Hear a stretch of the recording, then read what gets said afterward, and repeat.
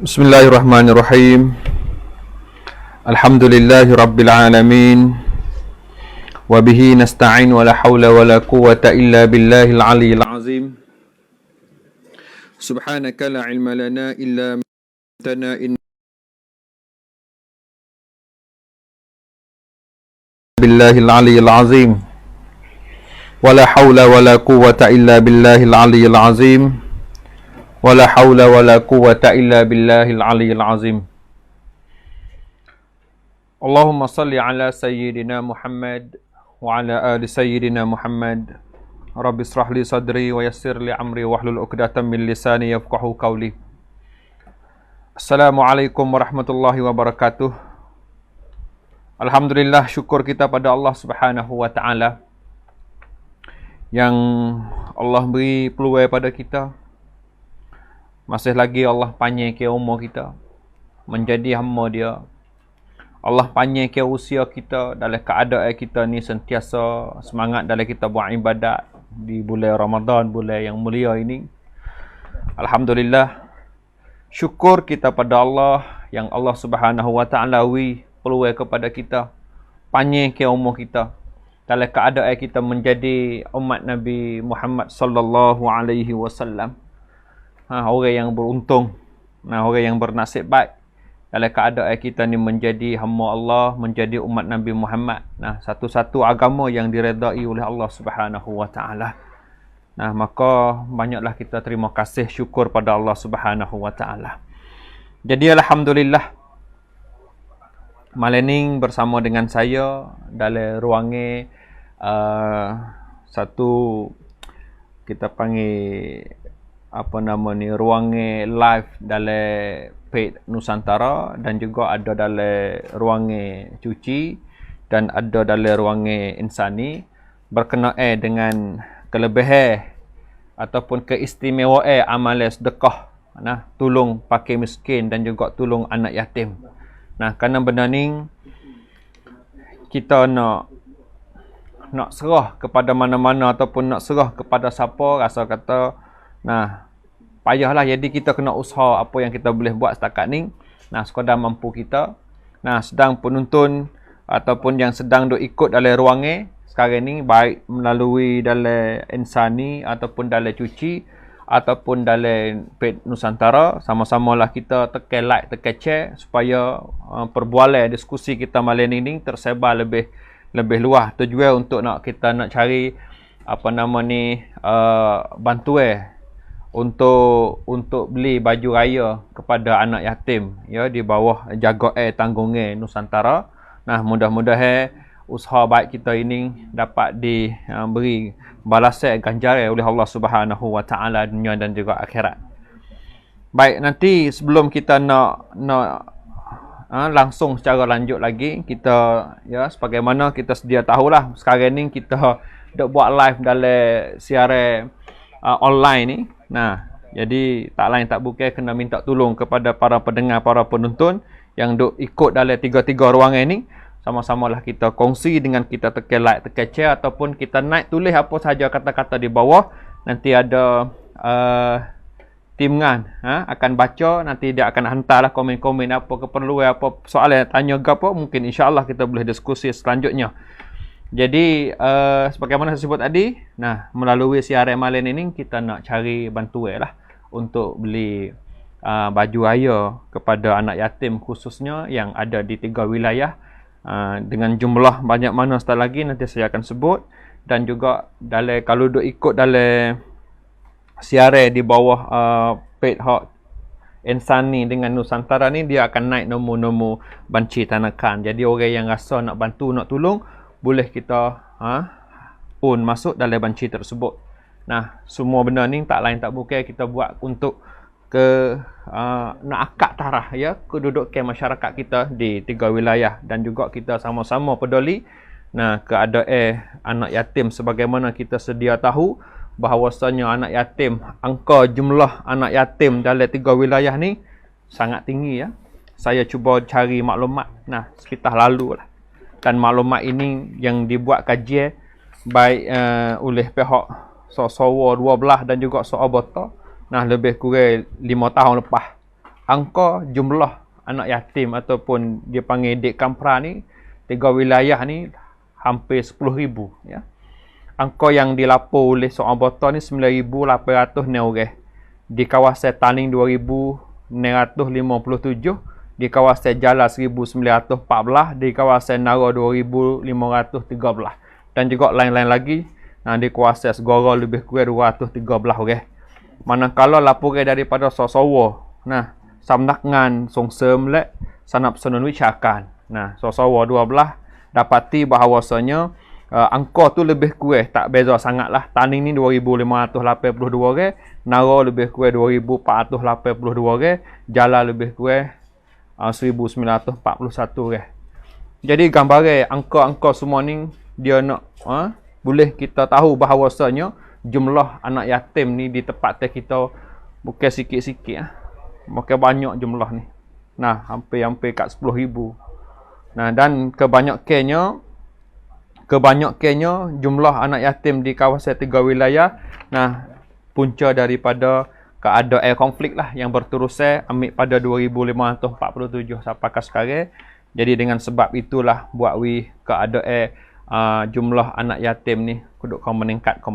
Kalau lah tak ada siapa mana-mana badai usaha untuk membela mereka, kesianlah mereka, dan nanti kita akan ditanya oleh Allah Subhanahu Wa Taala apa peran kita, tanggungjawab kita dalam usaha kita menjaga mereka. Nah, beri beri semangat kepada mereka, jaga dari segi rohani mereka, perasaan mereka, jaga dari segi hasil dapat makan perut mereka dan sebagainya. Semua ni kita akan ditanya oleh Allah Subhanahu Wa Taala. Maka sama-samalah kita ambil berat ya bahasa-bahasa anak yatim ni. Dan ada lagi satu bahagian juga yang kita akan bantu, nah, berkenaan dengan orang susah di tempat kita, fakir miskin. Nah, angka pun tinggi ya. Fakir miskin ni bukan kata sikit-sikit ya. Saya cuba cari maklumat ni. Nah, data kajian lebih kurang 3 tahun lepas. Dia kata angka persen orang fakir miskin di 3 wilayah ni ambil pada 2,547 hingga ke 2,550.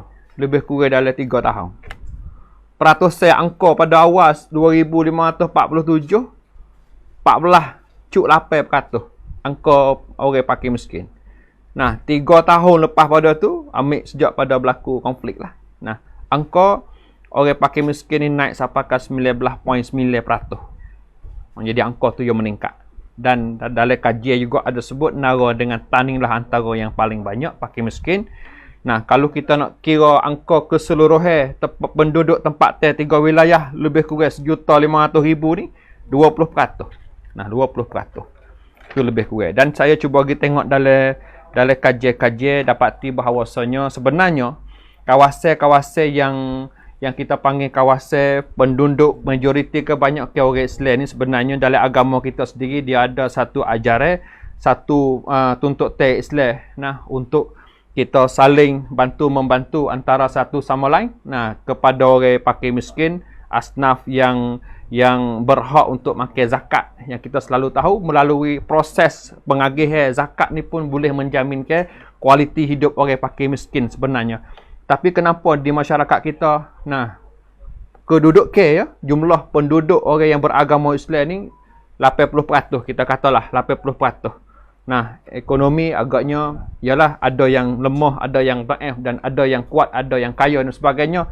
Tapi apa kita tak kuasa untuk nak usaha supaya menguruskan zakat supaya boleh menangani ataupun boleh kawal permasalahan orang fakir miskin di tempat kita. Nah, jadi insya-Allah lah pada malam ini saya akan kongsi berkenaan dengan keistimewaan kelebihan kita beri bantuan tolong kepada anak yatim dan juga fakir miskin. Insya-Allah mungkin kita guna masa tak lama, lebih kurang sejam. Nah, insya-Allah nanti yang duk ikut dalam ruangan ni, nah, kita boleh hala bantuan, boleh on duit masuk dalam banci yang naik di depan naca depan tu. Nah, yang ni kos untuk anak yatim yang di bawah jagaan yayasan ataupun yang kita kenal sebagai Nusantara. Nah, Nusantara. Baik. Jadi bila kita tengok dalam ajaran kita, kelebihan orang sedekah ni banyak ya. Ada sabit dengan hadis Nabi SAW dan juga firman Allah Subhanahu Wa Taala dalam Quran. Banyak sangat Allah cerita tentang kelebihan, keistimewaan ataupun kuantitas orang yang beri bantuan, bantu tolong, sedekah kepada fakir miskin, nah tolong orang yang susah dan sebagainya. Nah, antaranya disebut dalam hadis Nabi SAW, hadis yang disahih oleh Imam Muslim, nombor hadis 2588 daripada sahabat Nabi Abu Hurairah radhiyallahu anhu. Kata Nabi, "Mana qasad sadaqatan min malin wa ma zadallahu 'abdan bi'affin illa 'izza." Hadis sahih Imam Muslim, maksud hadis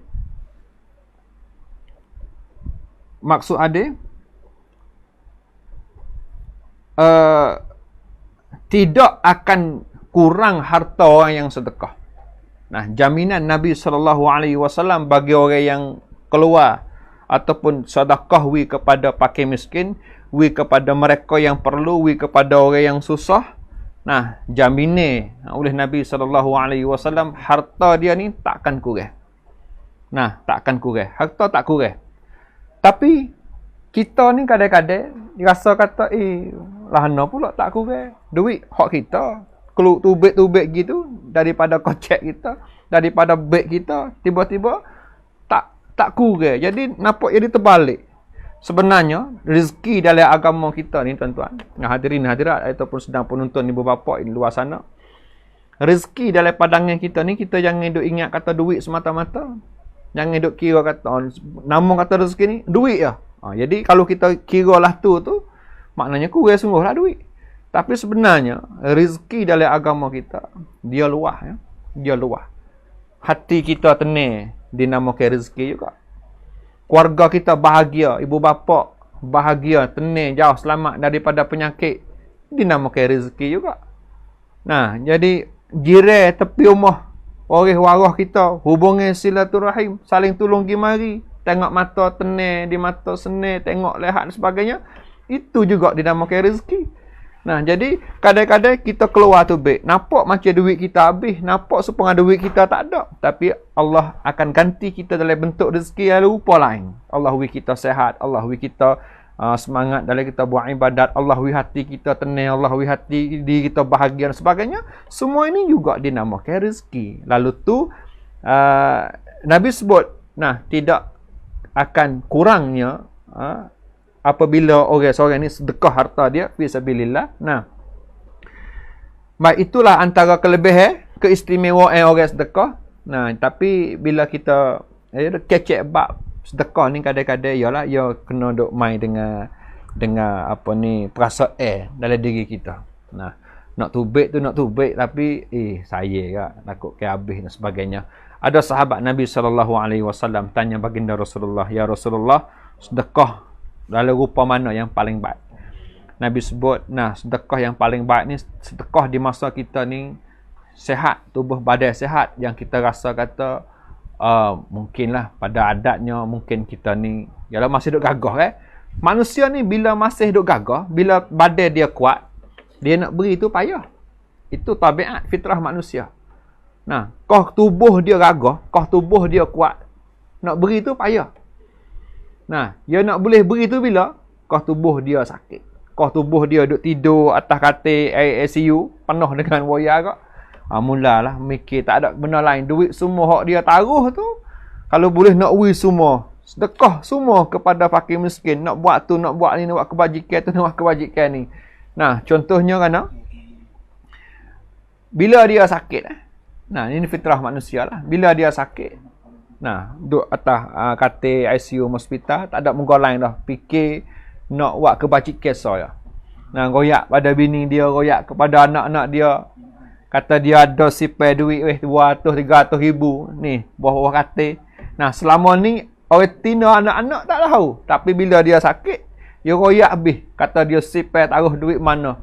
Nah, minta supaya dia mau ambil duit ni, dia buat kebajikan. Mula nak sedekah, mula nak beri. Bila ni tuan-tuan? Masa kau dia rasa sakit, rasa apa tak lama lah nak duduk. Nah, dia panggil necang tu mari, panggil necang ni mari nak buat layar masjid dan sebagainya. Nak buat bangunan rumah anak yatim dan sebagainya. Nah, panggil necang mari cuba buat sikit plan. Nah, anak yatim 30 orang. Nomorkan modalnya mana? Necang pukul-pukul kayu, pukul seming posiat tu baik mari 200,000 cukup. Nah, po siapa masa? Betul lah, tak kena Allah. Yang sakit tadi ni, yang niat nak sedekah tadi ni, sehat. Sia. Gagah dia. Necang mari tanya lah, weh lah mana weh duit hak kata nak weh hari tu? Dia kata dah lu. Nah, call lu. Nah, call lu. Nah, tadi niat tu nak sedekah lah dah. Tapi po dia sehat mari, tukar berat. Itu fitrah manusia. Fitrah manusia. Jadi, sedekah ni, dia duk main dengan hati. Dia duk main dengan ni, lawai dengan nafsu, dengan hati. Nak weh, hati kata, kalau weh kat, nanti tak ada apa nak makan lah. Dan Nabi sebut lagi, sedekah yang paling baik, sedekah di masa kita duk angin-angin nak kaya. Nah, kalau boleh sedekah masa tu memang comel. Boleh sedekah masa tu baik. Sedekah di masa kita ada cita-cita nak jadi kaya. Angin-angin nak kaya. Karena manusia bila dia ada angin-angin nak kaya, harta benda gapo duk tubuh dia, ya saya habis. Karena dia cita-cita nak kaya. Supaya juga orang yang takut jadi fakir. Nah, bila orang mari minta sedekah dan dia ada duit sekadar mampu makan ni hari dia ya. Nah, dia kerja pun boleh 70 kok sehari. 70 kok tu makan pagi, makan tengah hari, makan malam. Nah, dia orang susah tak? Sekadar duk gitu ya. Betul lah ada orang mari minta. Ada orang mari minta sedekah dan sebagainya. Dia nak beri, dia takut jadi fakir. Dia nak beri, takut tak ada makan ni. Dia nak beri, takut habis harta dia. Nah, kalau dia boleh beri juga masa tu, tuan-tuan, itu antara peluang sedekah yang terbaik. Nah, kerana duk lawan dengan nafsu. Kita boleh beri kepada orang yang lebih perlu. Tapi ini dia kena melalui proses tarbiyah hati kita untuk menjadi orang yang lebih suka beri daripada suka terima. Jadi yang pertama, kelebihan ataupun keistimewaan orang yang sedekah, tolong orang susah, fakir miskin. Ya, yang pertama, harta dia tak kurang. Nah, tak kurang. Nah, kena yakin lah. Kalau tak yakin, payah benda ni nak buat. Nah, you kena yakin saya. Kalau tak yakin, payah nak buat. Baik. Kemudian, keistimewaan yang kedua bagi orang yang sedekah ni. Yang kedua adalah untuk menghapuskan dosa.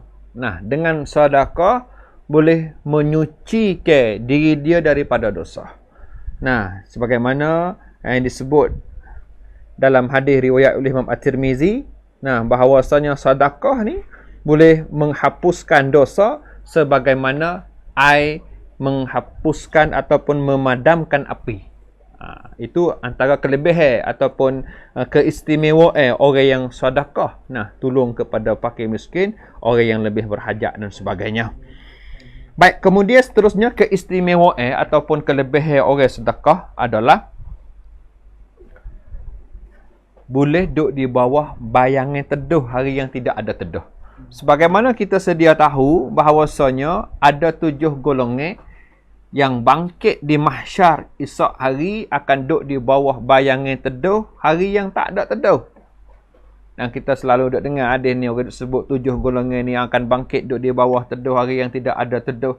Antaranya imam adil, antaranya hati orang yang bergantung dengan masjid, antaranya seorang lelaki yang bila digoda oleh seorang perempuan untuk berzina, dia kata inni akhafullah. Nah, dan di akhir yang kena tu dia ada sebut, dia katakan wa rajulun tasaddaqa bi sadaqatin fa akhfaha hatta la ta'lama shimalu ma tunfiqu yaminuh. Seorang lelaki yang keluar ataupun dia sedekah dengan rupa tersembunyi. Dia sedekah dengan penuh ikhlas dia lillahi ta'ala. Dalam keadaan dia beri tangan kanan, tangan kiri tak tahu. Nak cerita kata, golongan ni yang beri sedekah dia fi sabilillah, tolong orang fakir miskin, tolong orang yang lebih berhajat, lebih perlu. Nah, janji Nabi SAW sabit dengan hadis yang saya baca tadi, golongan ni akan duduk di bawah teduh hari yang tidak ada teduh. Itu antara kelebihan lah, keistimewaan yang saya cuba baca kelebihan ni supaya para pendengar, para penonton di luar sana nak guna peluang ni, peluang yang kita duduk di bulan yang mulia ni, bulan yang penuh dengan rahmat kasih sayang Allah, bulan yang penuh dengan maghfirah pengampunan dosa daripada Allah, bulan yang digalakkan untuk kita sedekah. Sebagaimana kita sedia tahu, Nabi SAW adalah insan, seorang manusia yang suka beri, suka sedekah. Lebih-lebih lagi, bila duduk di bulan Ramadan, sedekah Nabi, kau naik, kau tambah, kau tingkat. Nah, itu antara amalan sunnah Nabi. Maka kita, gunalah peluang ni, kita berilah qadar mampu kita untuk tolong fakir miskin, tolong anak-anak yatim yang mereka berhajat perlu kepada baju raya. Kerana banyak anak yatim yang dalam keadaan fakir miskin. Ya, banyak anak yatim dalam keadaan fakir miskin. Susah, tuan-tuan, susah. Sebagaimana kita sedia tahu di tempat kita ni, dia ialah jadi taklah ada sangat, tapi bila duduk dalam keadaan jadi anak yatim ni ialah orang tua pun tak ada, kadang-kadang tak anak dia duduk dengan tok, kena duduk kerja luar negeri, gipah mana tah, kadang-kadang tinggal tok duduk tengok dalam keadaan susah, ya, kadang-kadang susah. Maka kita boleh untuk nak bantuan tolong kepada anak-anak yatim ini, ya. Khususnya dalam ruangan yang kita buat ni, kita ada hasrat niat kita untuk nak beli baju raya, sedekah kepada anak yatim. Baik. Seterusnya dengan amalan sedekah, kata Nabi SAW, fattakun nar walau bisyikkin tamr. Takutlah api neraka. Walaupun ya kita ni dengan nak jauhkan kita daripada azab ataupun siksaan api neraka, antaranya melalui kita sedekah walaupun sebahagian daripada biji ataupun daripada sebahagian biji tamar. Sebahagian pun tak apa. Dengan sebab sedekah itu dia boleh jaga kita selamat daripada siksaan ataupun azab api neraka Allah Subhanahu wa taala. Itu antara kelebihan orang yang sedekah. Baik, Allah sebut lagi dalam Al-Quran surah Al-Baqarah ayat 261 berkenaan dengan fadilat ataupun kelebihan orang sedekah ni. Masalul lazina yunfikuna amwalahum fi sabilillah kamasali habbatin ambatat sab'a sanabila fi kulli sumbulatin mi'atu habbah. Orang yang sedekah ni umpama orang yang infak harta benda dia fi sabilillah, biji tumbuh tubik pula 100, capu-capu jadi 700. Itu umpama kelebihan yang berlimpah ganda yang janji Allah yang Allah akan beri kepada mana-mana hamba dia yang sedekah infak harta benda mereka itu fi sabilillah. Itu antaranya. Baik, kemudian kelebihan ataupun keistimewaan orang yang sedekah. Ada sebut dalam hadis Sahih Bukhari, dia akan boleh masuk syurga melalui pintu sedekah. Sebagaimana kita sedia tahu bahawasanya pintu-pintu syurga ni ada pintu salat, ada pintu jihad, ada pintu zakat, ada pintu banyak-banyak pintu. Ada salah satunya ada pintu sedekah. Jadi orang yang suka beri, suka sedekah, suka infak harta benda dia, mudah-mudahan dengan perbuatan amalan baik dia itu, dia akan boleh masuk di pintu syurga melalui pintu sedekah. Itu antara keistimewaan. Baik, antara lagi keistimewaan orang yang sedekah selamat daripada musibah.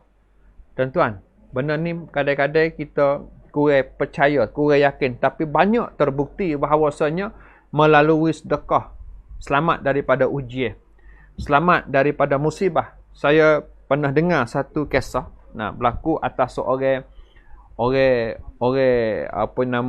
Melayu kita yang duk kerja jadi pembantu di rumah orang Arab.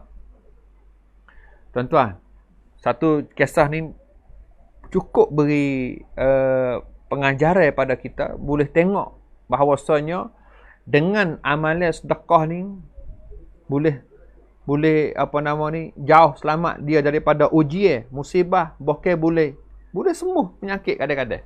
Tuan-tuan, sebagaimana satu cerita, ada seorang wanita perempuan orang Melayu. Dia duduk kerja di negara Arab, jadi pembantu lah dalam satu rumah orang kaya di negara Arab.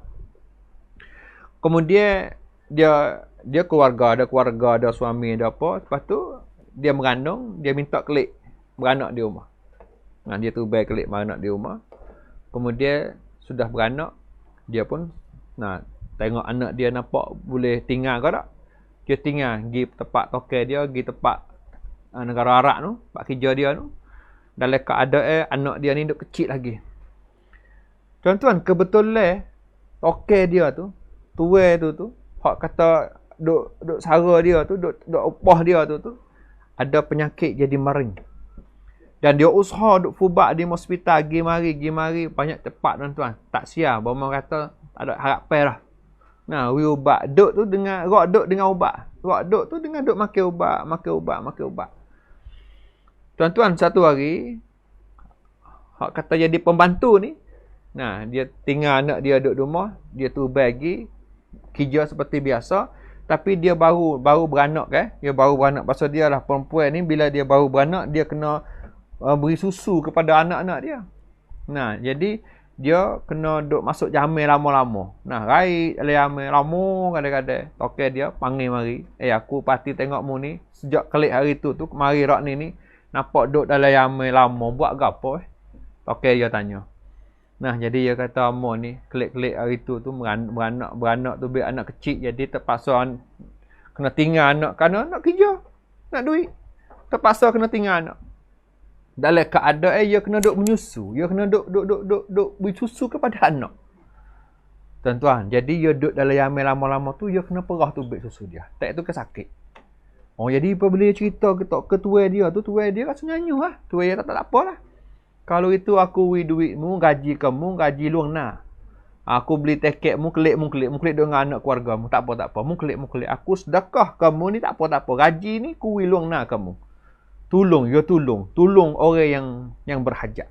Nah, jadi perempuan tadi pun tokai dia beri kelik kau, dia pun kelik lah. Nah, sipai kelik lagi. Nah, duk tak berapa hari lepas tu, tokai dia pergi periksa di hospital sebagai seperti biasalah, dia ada penyakit kan. Penyakit maring ni. Periksa lagi, bawa tanya dia, mu duk makan ubat ke apa, nampak penyakit mu ni kau nak sia. Dia kata dia tak ada duk makan ubat ke apa, duk buat ikut hak bawa duk beri tu. Nah, Bama kata, dok ni nampak pelik ni. Penyakit mu ni nampak kau nak sia. Kau nak sembuh mata ni. Dia pun teringat boleh jadi dengan sedekah dia itu sebagai suatu benda yang membantu tolong dia. Nah, tolak dia, selamat jauh dia daripada ujian musibah dan juga boleh sembuh penyakit. Jadi kisah ni kita dengar, kita duk tengok, masya-Allah. Nah, jadi betul-betul Allah Subhanahu Wa Taala nak beri ajar kepada kita dan nak bukti kepada kita ini dia balasan orang yang sedekah, yang tolong orang susah, tolong pakai miskin, inilah dia balasannya. Jadi boleh selamat kita daripada ujian musibah bokeh. Nah, dengan sedekah ini juga boleh sembuh kita. Mudah-mudahan boleh sembuh kita daripada penyakit. Insya-Allah mudah-mudahan. Baik. Kemudian fadilat ataupun kelebihan lagi bagi orang yang sedekah ni, antaranya orang yang sedekah dalam keadaan dia sembunyi, tak tunjuk-tunjuk ke orang. Nah, dan dia juga akan terlindung daripada mati dalam keadaan buruk. Nah, buktinya saya dengar satu cerita, ada duk baca, duk tengok satu cerita, ada duk sebut ya. Ada seorang muda mati dalam keadaan duk buat ibadat haji, tawaf. Duk tawaf. Dalam keadaan dia mati ni tak ada penyakit ke apa dia. Nah, jadi orang pakat heran belaka.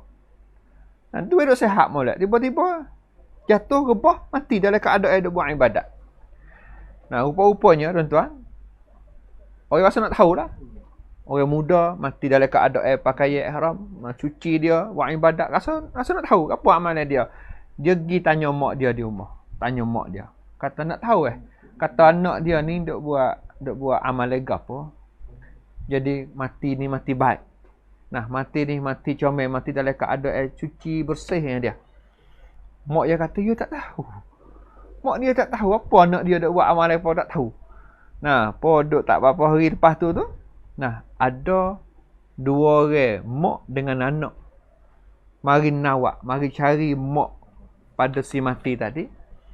Mari cari, dia kata kena. Dia kata saya ni adalah seorang ibu dan juga anak yatim. Yang setiap bulan dapat duit daripada si yang mati tadi, hatta mari sara dia dengan rupa senyap-senyap. Jadi dua orang ni mak dengan anak yatim ni dia goyak kepada mak dia.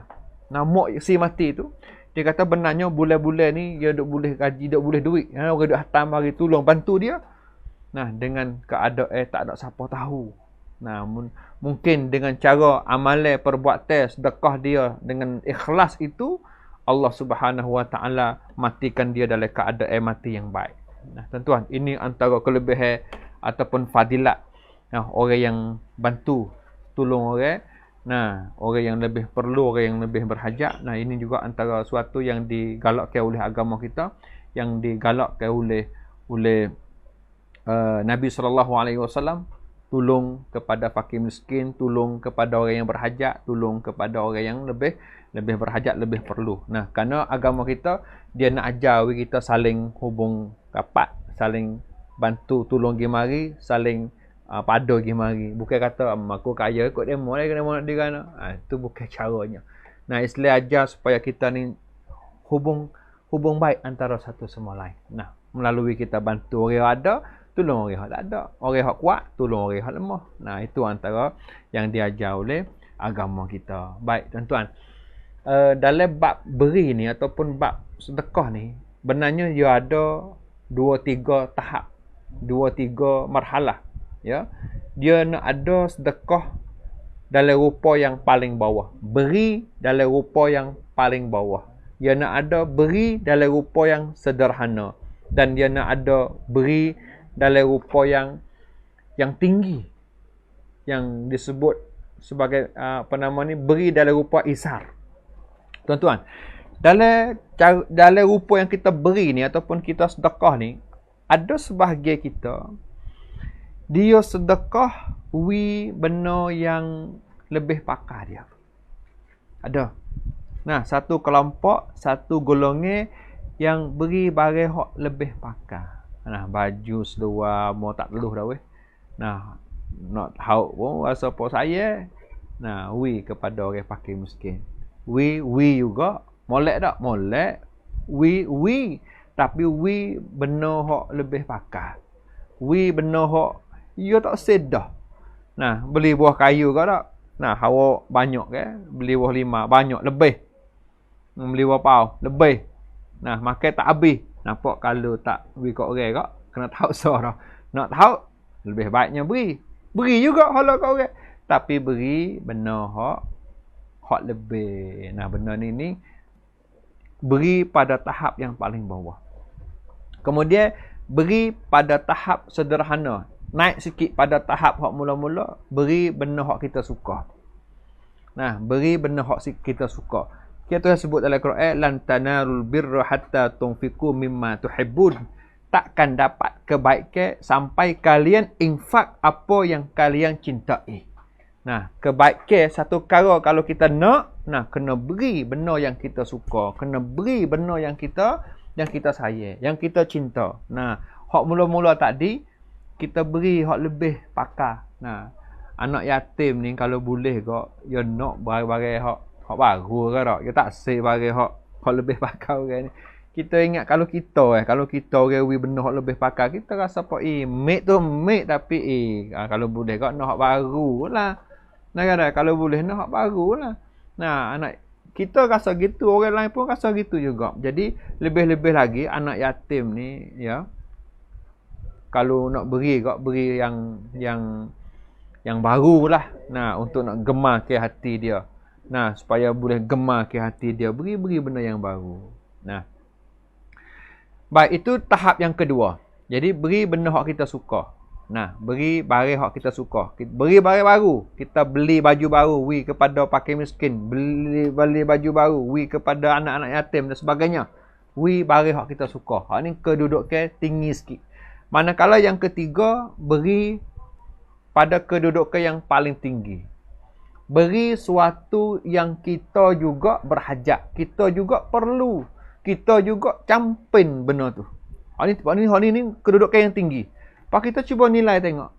Secara keseluruhan di tempat teh kita, masyarakat kita, 3 tahap tadi mana banyak? Tahap yang beri barang hak lebih pakar, yang kedua beri barang hak dia suka, dan yang ketiga beri barang hak dia juga perlu dan berhajat. Hak yang ketiga ni rupa mana? Ada berlaku di zaman Rasulullah sallallahu alaihi wasallam. Ada sahabat ya hijrah mari sampai di Madinah, dan Nabi sallallahu alaihi wasallam tanya isteri-isteri dia, kita ada makanan ke apa atik boleh layar, boleh sambut sahabat ni. Nah, isteri Nabi koyak kata tak ada makanan lah, tempat dia ni memang tak ada makanan. Jadi tak Nabi dah nak buat kanan, Nabi tanya sahabat, "Hei kalian sahabat, siapa nak sanggup layar tetamu aku?" Tuan-tuan, dalam ramai-ramai sahabat ni ada seorang sahabat segera dia angkat tangan, "Saya ya Rasulullah. Saya nak layar tetamu Rasulullah." Nah, saya nak layar tetamu Rasulullah dalam keadaan hak sebut kata dia nak layar tu dia tak tahu lagi kata rumah dia ada ke tak makanan. Dia tak tahu lagi kata isteri dia, anak dia ada ke tak makanan. Tapi nak cerita kata orang tu lebih perlu. Tak apa. Hidup rumah saya tak apa. Gitu. Jadi dia ni pun dibawa oleh sahabat duduk di rumah dia, siapa di rumah dia, sahabat masuk tanya isteri dia, kata, kita ada makanan ke apa adik ni? Jawab isteri dia, makanan yang ada rumah kita ni cukup pada dengan anak-anak kita ya. Nah, nak layar ke ni tak cukup. Kemudian kan berkecek mari kira bercara nak cerita kata isteri dia ni isteri salihah. Isteri dia ni isteri baik. Dia kata tak apalah, kalau makan ni sikit kok kita nak layar tetamu, tak apa nanti dia nak masuk tidur anak dia dulu. Nah, nak daya anak dia, ulik anak dia tidur dulu. Soalnya makin ni malah anak dia ni, tak ada lah. Masuk tidur dulu. Jadi, sudah anak dia tidur, dia buat masuk ke. Sudah masuk ke tu, ya kak tak tahideh, nah panggil tetamu mari, dia pakak. Nah, suami isteri ni dia pakak. Dia kata kita ni, kalau kita makan tak cukup. Kalau kita makan makanan ni tak cukup. Kita nak tetamu ni lebih makanan dia tu lebih sempurna, kita hoya makan jelah. Kita ni istimewa, hebatnya orang yang utama ke orang lain daripada diri sendiri. Tuan-tuan, kita kelih tengok dalam masyarakat kita. Antara 3 jenis tadi ni, 3 lapis tadi ni, 3 tahap tadi ni, beri benda hak lebih pakar, beri benda hak kita suka, dengan beri benda hak kita perlu, kita berhajat juga. Mana lebih banyak? Mana lebih banyak? Dan kita duduk dalam kelompok mana? Nah, mudah-mudahan bila kita dengar, kita dapat buat pertimbangan. Nilai kita sendiri, kita jauh lagi kali nak beri hak kita perlu. Kita pun berhajat juga. Contoh mudah-mudah lah. Makanan kita ada nasi sepinggan ada apa? Nah, sepinggan ada apa? Untuk fok kita 2-3 orang. Dalam keluarga kita. Masa tu juga mari tetamu. Orang susah mari minta makanan. Supaya dengan kisah tadi lah. Adakah kita boleh beri makanan tu kepada dia? Ataupun kita nak kata, tak ada amal pun tak ada juga. Kita sendiri boleh beri jawab. Nah, kita sendiri boleh nilai, boleh tahu bagaimana keadaan kita. Nah, jadi semua benda ni nak menggalakkan kita, saling beri bantu, tolong antara satu sama lain. Nah, lebih-lebih lagi kita duduk di bulan puasa, bulan yang mulia, bulan yang penuh barakah, bulan yang digalakkan untuk kita sedekah. Nah, marilah sama-sama kita holo sekadar mampu kita. Bantu sekadar mampu kita. Baik, yang kita buat ruangan malam ni, kita duk cari bajet lah tak, untuk kita nak beli cuk raya, nak beri kepada anak yatim yang miskin, yang susah, ya. 2,800 cuk. Nah, 2,800 pasal. 2,800 okey lah, yang ada di 3 wilayah. Yang ada di 3 wilayah ni, dan kita nak guna duit sebanyak 840,000 Nah, 840,000. Sekarang ni ada dah sekarang ni 422,047 kop. Jadi perlu lagi 417,953 kop. Nah, setengah baru. Nah, nak setengah lagi lah. Nak setengah lagi. Jadi sama-samalah kita prihatin ataupun peduli. Nah, anak-anak yatim tempat kita yang miskin, yang susah ni. Nah, supaya kita ingat kata hak kita beri itulah sebagai harta sebenar kita. Untuk kita nak makan hasilnya di akhirat esok. Nah, kita ingat kata hak kita beri itulah sebagai harta hak sebenar kita. Nah, hak kita milik ni harta yang yalah dia tak boleh pun ada kita habis kok lain hak sia-sia. Nah, tapi hak kita beri kebajikan, beri wi kepada orang yang lebih perlu, wi kepada fakir miskin, nah wi kepada anak yatim ya yang susah, yang fakir miskin ni. Nah, dengan kita beri ni mudah-mudahan dengan harta sekadar yang kita beri tu akan menjadi panggil satu saham, ya, satu saham yang kita akan makan, akan menikmati ganjaran balasan di hari akhirat esok nanti. Tuan-tuan, masyarakat kita 3 wilayah kita kena pakat tolong gimari ya. Kita kena pakat tolong gimari. Orang hak ada, tolong orang hak susah. Ya, orang hak susah pun gapo yang dia boleh tolong orang kaya, dia usaha buat jelah, pakat-pakat tolong gimari. Nah, jangan kita duk masing-masing duk. Nah, padai dengan demo malah kerja sangat. Jangan tuan-tuan. Where tu bahasa tu. Nah, kerana orang kita nak save tak sama. Nak save tak sama. Tuan-tuan ingat macam ni. Kita ada anak. Kita ada anak. Nah, ada setengah orang tu ada anak 3 orang, ada setengah orang ada anak 5 orang, ada setengah orang tu ada anak 7 orang. Kita atas nama kita jadi ayah ni, kita jadi mak ni, kita duk hidup lagi. Anak kita duk bawah jagaan kita. Tak ada anak kita duk bawah jagaan kita. Dan kita pun tak yakin kata kita ni nak duk dia anak kita besar ke tak tahu. Kita tak yakin. Andai ya somut kata Allah ambil kita dulu. Dalam keadaan kita tinggal anak kita, cuba kita pejam mata. Nah, kita pejam mata, kita ingat kata kalulah kita mati, kita selaku ayah ni mati, kita selaku mak ni mati, tinggal anak-anak kita belakang kita ni 4-5 orang ni, apa nak jadi? Itulah keadaan yang dirasa pada anak yatim di hari ni. Nah, dia tak say kalau tanya, nak tak ayah minta nak pergi dulu? Tak say. Tapi dia boleh pilih kah? Dia tak boleh pilih. Tak kan? Dia tak boleh pilih. Takdir Allah marilah tu, dia tak boleh pilih. Kita yang masih ada tenaga, masih ada kekuatan, nah cuba kita renung, mikir, tengok, andai satu hari Allah uji keluarga kita, Allah matikan kita, mati isteri kita, tinggal anak kita belakang, siapa nak padu? Kalau kita tak ambil berat pasal bela anak yatim ni. Nah, lalu tu saya mengajulah dalam ruang gening, sama-samalah kita ambil berat padu. Nah, peduli anak yatim, bantu sekadar kita boleh buat. Nah, sebenarnya kita nak tengok keadaan rumah kita, saya duk baca tengok dalam kajian ya. Ada 4 masalah yang berlaku terjadi pada anak yatim. Nah, secara umum anak yatim ni bila mak mati ataupun ayah mati ataupun kedua-duanya mati, masalah dia hak ia nak hadapi kak. Budak ni bila duk sekolah, dia mengaji.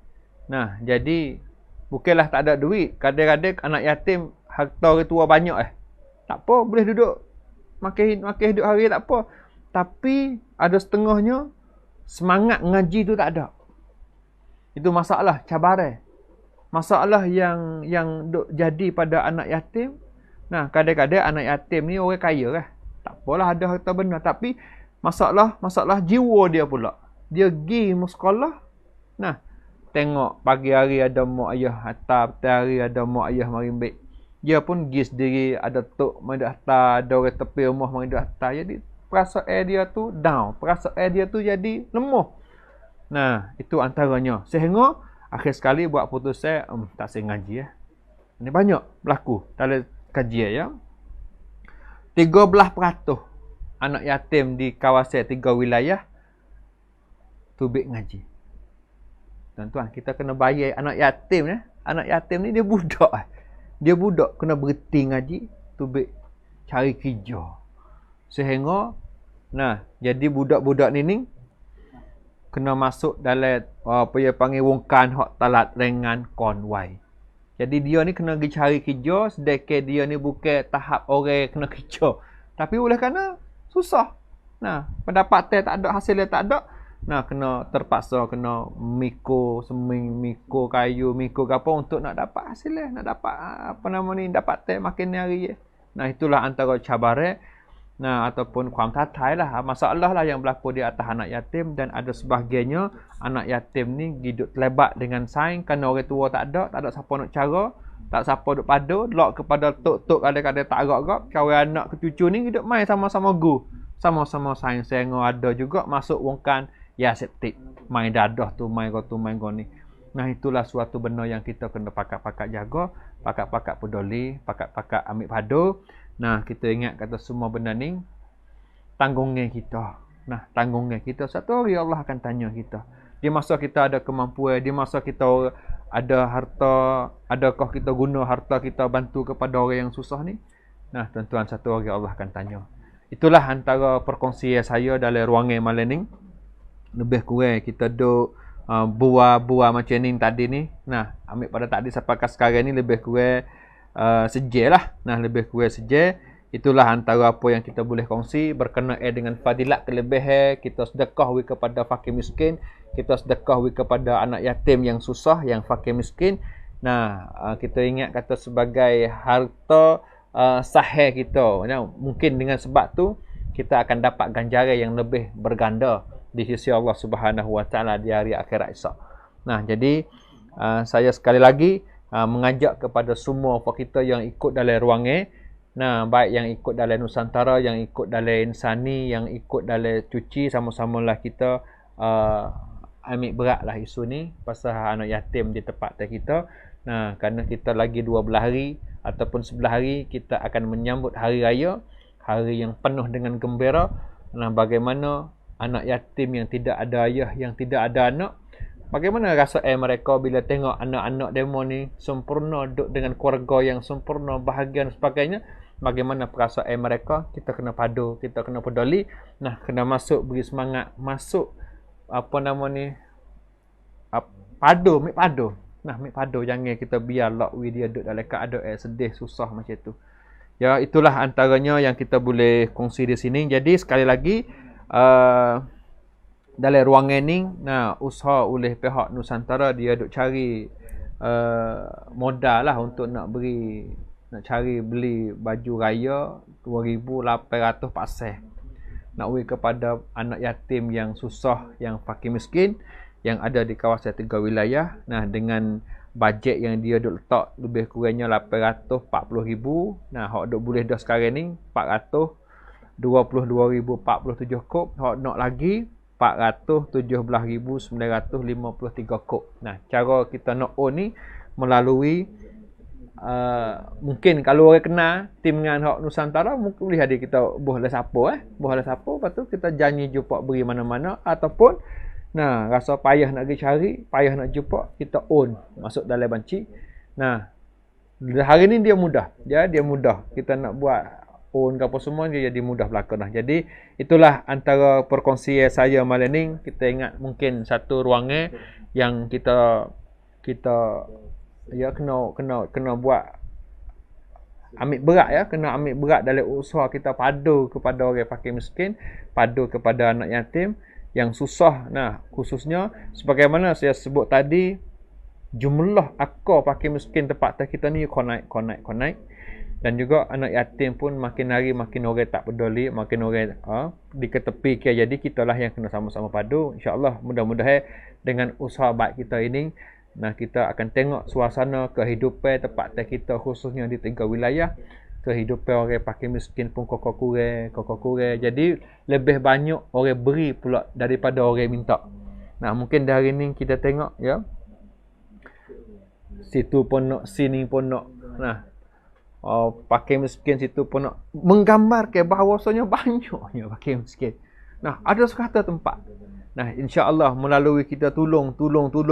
Nah, satu hari Allah akan bantu kita, tolong kita. Nah, berubah suasana hidup dalam masyarakat kita. Jadi banyak orang beri daripada orang yang minta. Nah, kita sendiri mampu kadar mana, kita beri sekadar mampu kita. Jadi itulah bagi saya rasa cukup lah untuk malam ni sebagai perbualan kita. Nah, mudah-mudahan dengan ruangan ni kita dapat boleh cetuh sikit lah semangat dalam kita nak usaha jaga padu peduli orang fakir miskin ataupun anak yatim yang susah ni. Nah, insya-Allah semua benda ni Allah lah yang boleh beri balasan pada kita. Nah, salah silap kasar bahasa serta perasaan apa yang saya sebut tadi, saya minta maaf lah. InsyaAllah lain kali ada peluang, ada rezeki kita boleh bertemu lagi. Nah, saya akhiri malam ini dengan lafaz yang mulia. Wabillahi taufiq wal hidayah. Wassalamualaikum warahmatullahi wabarakatuh.